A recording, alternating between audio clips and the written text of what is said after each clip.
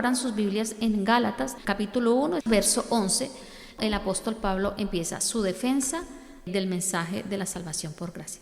En esta defensa que Pablo hace del evangelio que él predicaba, toca tres aspectos importantes. El primer aspecto que toca es el mensaje que él predicaba era de origen sobrenatural. El segundo aspecto que toca habla de su transformación personal. Y el tercer aspecto que toca esa defensa reafirma la suficiencia del evangelio para salvar a todo el que crea, sea judío o sea gentil. Bajo estos tres temas que acabé de mencionar, él presenta toda la defensa personal de la autoridad de su evangelio y de su llamamiento. Hoy solamente vamos a ver los dos primeros. Vamos a ir leyendo verso por verso y lo iré explicando. Capítulo 1 de Gálatas, el verso 11 y 12, contesta el primer aspecto, su mensaje de origen sobrenatural. Dice: porque os hago saber, hermanos, que el evangelio proclamado por mí no es según hombre, pues yo no lo recibí ni lo aprendí de hombre, sino por revelación de Jesús el Mesías. Aquí Pablo estaba ratificando que su enseñanza no procedía de ninguna idea ni enseñanza rabínica. Recordemos que Pablo fue capacitado, ilustrado, preparado por Gamaliel. Entonces él está diciendo, el mensaje del evangelio a mí no me lo ha dado ni Gamaliel, una forma de decirlo yo, ¿no? Ni ningún hombre, ninguna enseñanza rabínica, ni por parte de ningún rabí yo recibí el mensaje del evangelio, sino que su origen y su mensaje era de origen divino. Cristo se lo reveló. Por este motivo, él se muestra riguroso en la exhortación. Recordemos que estaba siendo juzgado por los falsos maestros, diciéndole que él estaba enseñando un evangelio que no era, que había dejado la predicación de la ley, pero aquí él empieza con ese primer aspecto. Mi mensaje es de una revelación divina, es sobrenatural. Pablo sabía que la justificación por la fe requería de gran exactitud y precisión. Los falsos maestros no estaban teniendo ni la exactitud ni la precisión que tiene el evangelio. Estaban añadiendo, estaban quitando. Él, como vocero de Dios y como enviado de Dios, sabía exactamente cómo era el mensaje de la justificación por fe. Así que esto es muy serio. El evangelio se ha de predicar tal y como está escrito en la palabra. La comprensión del evangelio es fácil, pero necesita estudio. Pablo era muy celoso de eso y por eso fue tan enfático, especialmente con los falsos maestros, pero también exhortando a sus hermanos de las iglesias de Galacia que estaban siguiendo el error. En el caso de los falsos maestros estaban añadiendo. ¿Qué decían ellos? Que la salvación tenían que complementarla añadiendo aspectos de la ley. La ley, como hablamos en el primer estudio, cumplió su propósito. Ya no tiene ese propósito, ¿no?, sobre las vidas. Era una sombra de lo que haría Cristo cuando se presentara. El segundo aspecto, que este es hermosísimo y de verdad lo disfruté nuevamente recordándolo, es el aspecto de la transformación personal del antes y después de Pablo. Yo lo he leído muchas veces en la palabra y lo estudio y de verdad es maravilloso ver la transformación que sufrió el apóstol Pablo. Es maravilloso, que es de alguna forma la transformación que hemos sufrido también nosotros. En el cristiano debe haber un antes y un después. Entonces, este segundo punto que habla de su transformación personal está en los versos 13 y 14. De Saulo de Tarso a Pablo el apóstol. Recordemos que antes de la conversión, de ese encuentro realmente con Cristo, se llamaba Saulo de Tarso. Y una vez es llamado, tiene ese encuentro con Jesucristo, bueno, ya no se le llama Saulo de Tarso, sino el apóstol Pablo. Entonces, en esa transformación vamos de Saulo de Tarso a Pablo el apóstol. Qué maravilloso. Vamos a leer los versos 13 y 14. Porque oíste acerca de mi conducta anterior en el judaísmo, que perseguía sobremanera a la iglesia de Dios y la destrozaba. Y en el judaísmo aventajaba a muchos de los contemporáneos en mi nación, siendo mucho más celoso de las tradiciones de mis antepasados. Otras Biblias dicen, siendo mucho más celoso de las tradiciones de mis padres, dependiendo la versión que estemos usando. Vemos que siendo Saulo, estaba agradando más a sus contemporáneos judíos, a todos aquellos que admiraban a Pablo porque era un hombre muy admirado. Antes de su encuentro con Cristo, Saulo de Tarso tenía fervor, mucho fervor, pero él estaba mal encausado, estaba equivocado. Todo el comportamiento que tuvo como Saulo de Tarso estaba completamente mal encausado.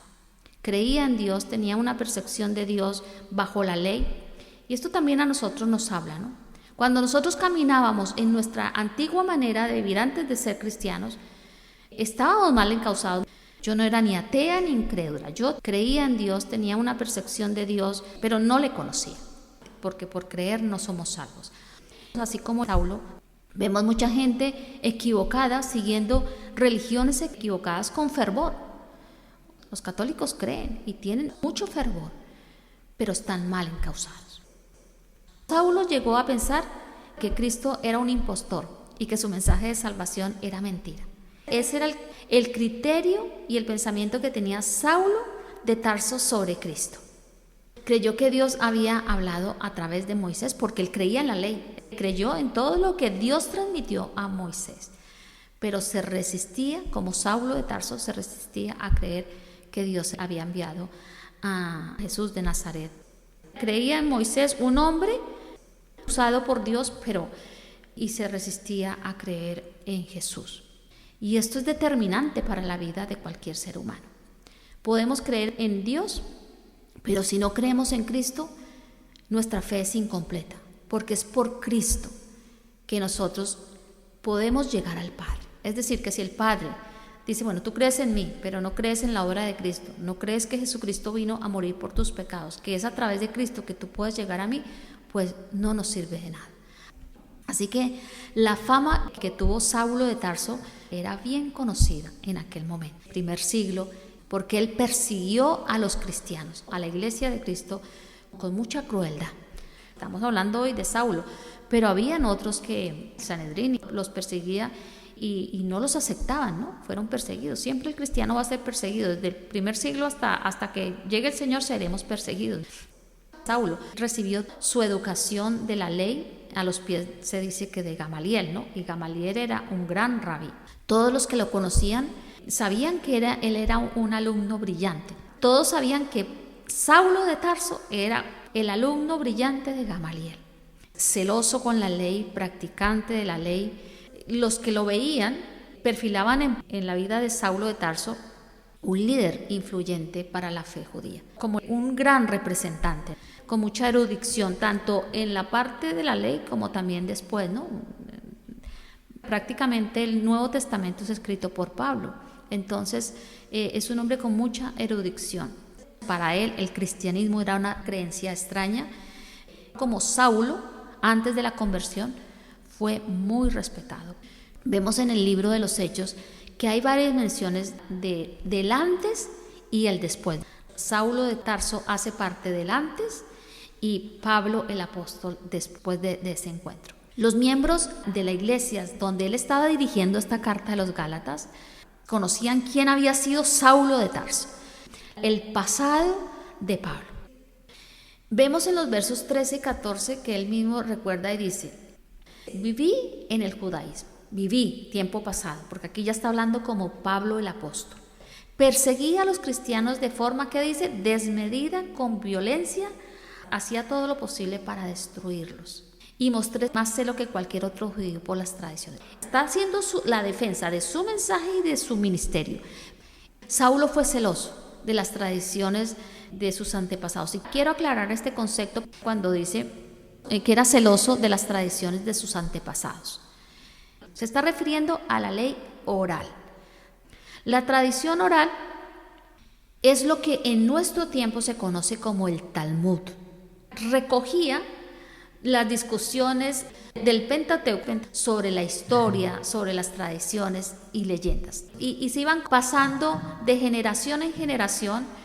Ellos sacaban un comentario sobre las leyes judías, como les digo, costumbres, historia, y eso quedaba escrito. A eso se le llama la ley oral. El judío seguía los 5 libros principales, aunque también los profetas y los salmos, pero también tenían esta tradición oral como un libro principal que conducía sus vidas. Pablo dice, fui celoso con todas las tradiciones, con todo eso que fueron transmitiendo de generación en generación. La ley oral era uno de sus libros principales también. Sigue siendo hasta nuestro tiempo textos centrales de la corriente principal del judaísmo. Lo fueron en el primer siglo y lo siguen siendo en nuestro tiempo. La ley oral, el Talmud, no puede ser considerado como palabra de Dios ni autorizada por él. La tradición oral eran reglas humanas, comentarios de hombres que se aprendían de memoria y eso se llevaba a la vida práctica y muchas de ellas pues obviamente discrepaban de lo que es la palabra de Dios. La relación que nosotros tenemos con Dios es una relación de fe vital, no de reglas humanas ni de cosas que yo me aprendo y las hago por repetición, no. Es relación de fe conforme a lo que está establecido. Hasta aquí dejo esa pequeña reseña. Vamos a leer verso 15 hasta el 17. Continúa con su defensa. Dice, pero cuando Él me separó desde el vientre de mi madre y me llamó por su gracia, se agradó de revelar a su Hijo en mí, para que lo proclamara entre los gentiles. No consulté enseguida con sangre ni carne, ni fui a Jerusalén o a los que eran apóstoles antes de mí, sino que me retiré a Arabia y regresé otra vez a Damasco. Verso 15 dice, pero en cada uno de nosotros también hubo un pero. Hubo un antes y un después. Como lo hubo en la vida de Pablo, también en nosotros. Y vemos algo hermoso en el verso 15. Dice, pero Él, Dios, me separó desde el vientre de mi madre. Dios nos da la vida. Y Él sabe a qué familia vamos a pertenecer, cuándo vamos a nacer, cómo vamos a nacer, cómo van a ser nuestras características. Él lo sabe todo porque Él es el que nos crea. Él es el dador de vida. Y dice, desde el vientre de mi madre me llamó por su gracia. Lo llamó. A nosotros también Dios nos llama, hermano. En este caso, en la vida de Pablo lo estaba llamando con un propósito específico también.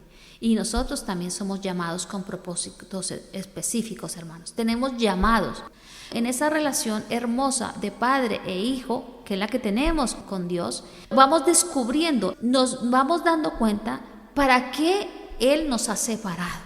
¿Cuál es nuestro propósito? Dios separó a Pablo desde el vientre de su madre. Y dice, y se agradó de revelar a su Hijo en mí. De ahí venía el evangelio que predicaba Pablo. Jesucristo resucitado salió a su encuentro. ¿Para qué? Para que le proclamara entre los gentiles. Para lo que Dios los separó fue para la predicación al mundo gentil, entre esos nosotros. Y aquí es algo muy importante en el verso 16 que dice, no consulté enseguida con carne ni sangre. Es muy dado de todos, ¿no? A consultar y buscar confirmación en los hombres. Él se retiró a Arabia. Después dice que regresó otra vez a Damasco. ¿Qué estuvo haciendo en Arabia? ¿Saben qué estuvo haciendo Pablo en Arabia? Estuvo estudiando. Se cree que 3 años aproximadamente estuvo en Arabia, entregado al estudio, a la oración, a la meditación y a ese encuentro con el Señor a solas. Y ahí es donde se considera que él recibió toda la revelación de las doctrinas de la fe. Entre esas la salvación y la justificación por gracia, solamente a través de Cristo. Entonces él aquí en su defensa está presentando todos estos argumentos poderosos que nos dejan también enseñanzas. Cuando nosotros tenemos un encuentro con el Señor Jesús, lo primero que debemos de hacer es una entrega al estudio. ¿Al estudio de quién? De la persona de Dios. No podemos amar a quien no conocemos. No podemos responder al amor con el que Dios nos ha amado si no le conocemos. Estuvo dedicado a la oración, a la meditación. El propósito y el llamado de Pablo fue espectacular. Hoy estamos estudiando una carta que él envió, que él escribió, obviamente inspirado por el Espíritu Santo. Y no solamente lo hizo esos 3 años. Como les digo, ese pero del verso 15 es hermoso. Pero, dice, cuando Él me separó. ¿Para qué lo separó? Para su ministerio apostólico. ¿Para qué te ha separado a ti Dios? Tú sabes el propósito porque todos hemos sido creados primeramente para conocer a Dios. La existencia de nosotros se debe a que Dios nos dio la vida para que le conozcamos. Si no hacemos nada más en esta vida, sino conocerle, ya lo hemos hecho todo. Porque esta vida no termina aquí. El propósito de nuestra vida es conocerlo. Dios nos separa principalmente para eso. Y después nos entrega una comisión. Y nuestro deber es ser inquietos y saber cuál es la comisión, cuál es el llamado y para qué nos quiere el Señor. Pablo fue separado, se le entregó un ministerio apostólico. ¿Para qué? Para que el reino de los cielos se expandiera, para la predicación, para fundar iglesias, para dejarnos el Nuevo Testamento, que casi todo ha sido escrito por Pablo. Pablo cumplió con su ministerio apostólico. Dios te ha separado a ti, me ha separado a mí y a todos los cristianos alrededor del mundo, también para cumplir con un llamado.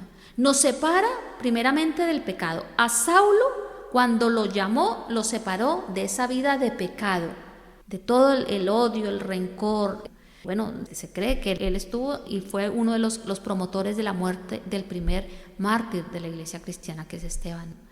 El Señor nos llama, nos aparta del pecado y de este mundo de maldad, para que vivamos en comunión con Dios y testifiquemos de Cristo. Esta es nuestra misión en el mundo. A veces la gente se envuelve en una cantidad de cosas y se olvida el principal propósito del ser humano. Es vivir en comunión con Dios y a partir de ahí, de ese punto, empezar a testificar de Cristo, empezar a dar a conocer a Cristo. Esto fue lo que hizo Pablo.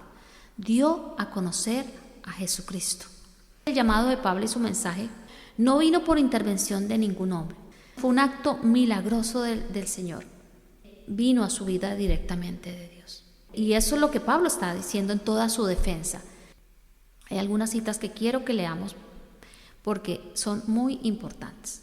Les invito a que vayan a Hechos capítulo 9. Dice así: Saulo, respirando aún amenazas y muerte contra los discípulos del Señor, vino al sumo sacerdote y le pidió cartas para las sinagogas de Damasco, a fin de que se hallase algunos hombres o mujeres de este camino, los trajese presos a Jerusalén. Mas yendo por el camino, aconteció que al llegar cerca de Damasco, repentinamente le rodeó un resplandor de luz del cielo, y cayendo en tierra, oyó una voz que le decía: Saulo, Saulo, ¿por qué me persigues? Él dijo: ¿Quién eres, Señor? Y le dijo: Soy yo, Jesús, a quien tú persigues. Dura cosa te es dar coces contra el aguijón. Él, temblando y temeroso, dijo: Señor, ¿qué quieres que yo haga? Y el Señor le dijo: Levántate y entra en la ciudad, y te diré lo que debes de hacer. Y los hombres que iban con Saulo se pararon atónitos, oyendo a la verdad la voz, mas sin ver a nadie. Entonces Saulo se levantó de tierra y abriendo los ojos no veía a nadie. Así que llevándole por la mano le metieron en Damasco, donde estuvo 3 días sin ver y no comió ni bebió. ¿Se dan cuenta? Conspirando amenazas de muerte contra la iglesia de Cristo, es decir, contra los cristianos. Y en ese momento de su vida, el Señor se le aparece. Y él le pregunta: ¿quién eres, Señor? Dice: soy Jesús a quien tú persigues. Y es maravilloso. Vemos el amor infinito de Dios por los pecadores, y en este caso por Pablo. Además de Gálatas, de los versículos que estamos estudiando, en los capítulos 9, 22 y 26 del libro de los Hechos, se hallan también muchas cosas de la vida de Pablo. Me gustaría que ustedes meditaran eso en sus casas. En este capítulo 26 que les voy a leer, nos damos cuenta cómo él mismo dice lo que era antes y lo que era después. Hechos 26, voy a leer del 1 al 10. Dice: Entonces Agripa le dijo a Pablo: tienes permiso para hablar en tu defensa. Así que Pablo, haciendo una señal con la mano, comenzó su defensa. Me considero afortunado, rey Agripa, de que sea usted quien oye mi defensa en contra de todas estas acusaciones que han hecho los líderes judíos. Dice el verso 3, porque sé que usted es un experto en costumbres y controversias judías. Ahora, por favor, escúcheme con paciencia. Como bien saben los líderes judíos, desde mi temprana infancia recibí una completa capacitación judía entre mi propia gente y también en Jerusalén. Ellos saben, si quisieran admitirlo, que he sido miembro de los fariseos. Ahora se me juzga por la esperanza en el cumplimiento de la promesa que Dios les hizo a nuestros antepasados. De hecho, esta es la razón por la cual las 12 tribus de Israel adoran a Dios con celo día y noche y participan de la misma esperanza que yo tengo. Aún así, Su Majestad, ellos me acusan por tener esta esperanza. El verso 9 dice: yo solía creer que mi obligación era hacer todo lo posible para oponerme al nombre de Jesús de Nazaret. Dice él, yo solía en tiempo pasado, ya no en tiempo presente, porque aquí ya era Pablo el apóstol. Por cierto, eso fue justo lo que hice en Jerusalén. Con la autorización de los sacerdotes principales, hice que muchos creyentes de allí fueran enviados a la cárcel. Di mi voto en contra de ellos cuando los condenaba a muerte. Él firmó la muerte de Esteban para que Esteban fuera apedreado, el primer mártir de la iglesia cristiana. Este era Saulo, hermanos. El cambio, la metamorfosis que sufrió Pablo fue de un extremo al otro. El que asolaba a la iglesia, el que encarcelaba a los cristianos, el que respiraba amenazas y muerte a la iglesia de Cristo. Pero ahora estaba hablando el apóstol Pablo, el que había encontrado salvación por gracia, gracias a la obra de Cristo. Todo en Cristo es redimible, en Cristo es hecho nuevo. Y esto fue lo que le pasó a Saulo. En Cristo fue redimido y dejó todo ese comportamiento de maldad. Encontró la salvación. Pablo encontró la gracia. Encontró que solamente a través de Cristo podía ser justificado ante Dios Padre. Que no era por la ley, que no era por lo que hiciera, que no era por los ritos de la ley, ni su estricto cumplimiento que él tenía de ella, sino solamente por gracia. Por gracia, es decir, creyó que solamente Cristo le podía salvar. Y en ese encuentro formidable que vemos en Damasco ocurrió eso. Jesucristo, hermanos, justifica a todos los que se arrepienten de sus pecados y reconocen que Él es el único camino que podemos tener para llegar al Padre. No hay otro camino para la salvación, no hay otro camino para el perdón de los pecados, no hay otro camino para que tú y yo podamos tener comunión con Dios. No somos salvos por buenas obras que hagamos, no somos salvos porque creamos que somos buenas personas. Somos salvos y perdonados por Dios Padre solamente cuando nos acogemos bajo la sombra de Cristo y reconocemos que Él se subió a ese madero por nuestros pecados y que ese lugar nos pertenecía a nosotros. Y aquí Pablo en esa defensa está presentando todas estas verdades poderosas, hermosas y tremendas que también acompañan nuestras vidas. En Cristo todo es redimible. Cristo nos redimió, nos dio una nueva naturaleza y hoy caminamos cogidos de la mano con Jesucristo. Hemos sido perdonados, escogidos y separados para Dios, para darle a conocer y para tener una comunión directa con Él.